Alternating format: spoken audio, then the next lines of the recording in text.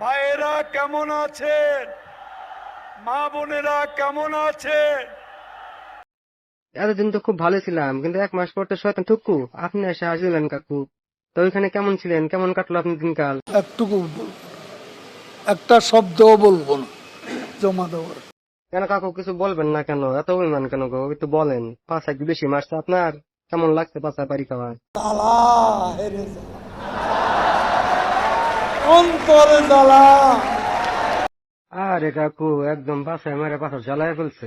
এত জ্বালা, অন্তর সহ জ্বালায় ফেলছে। আচ্ছা কাকু, এত যে মার খেয়েছেন, আপনি কখনো পালাবার ইচ্ছা করে নাই? পালাবো না, কোথায় পালাবো? আরে এরা কারা, কোত্থেকে এলো এরা? আমি কেমনে গমু এর একারা? দরজা খোলা ছিল, ঢুকে পড়ছে। কাকু মনে হয় রেস্টুরেন্ট।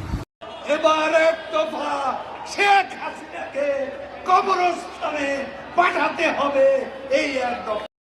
আরে কাকু, আপনি তো দেখি সত্যি সত্যি শতান থেকে ভালো হয়ে গেছেন। এসে সেই অন্য শতান দেখে খবরে পাঠানোর চিন্তা ভাবনা শুরু করে দিচ্ছেন। আপনারা খুশি? কেন খুশি? আমরা মেলা খুশি। এসে আপনি হাসা পাখিতে খবরে পাঠাতে চেয়েছেন, সেজন্য। কাকু শুনলাম আপনি নাকি লাভার বয়, তা আমাদের একটা গান গিয়ে শোনান। কাগজে লিখো নাম, ছিঁড়ে যাবে। ব্যানারে লিখো নাম, মুছে যাবে। পাথরে লিখো নাম, ক্ষয়ে যাবে। হৃদয়ে লিখো নাম। আমি তোমাদের কাছে স্মার্ট বাংলা। হ্যাঁ হ্যাঁ কাকু, স্টেজ ভেঙে না পড়ে গেলে না? আরে কোনো ব্যথা পেয়েছেন? আর থাক গা, কিছু খাইতে ইচ্ছে করতে তো আপনার।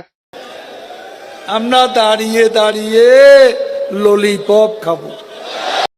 আরে দূর কাকু, এত কিছু থাকতে ললিপপ খাবেন?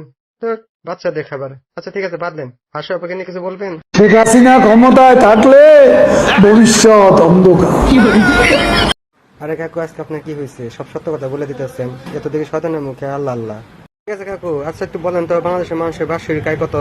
আমাদের $2,554 মাথা পিছু আয়।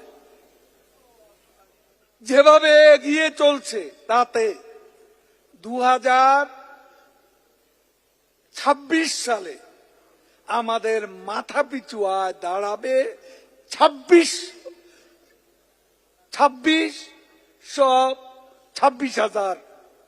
তুই শালা বোকা চোদা কাকু, তুই 1 মাসে শয়তান থেকে পুরো পাগল হয়ে গেছিস।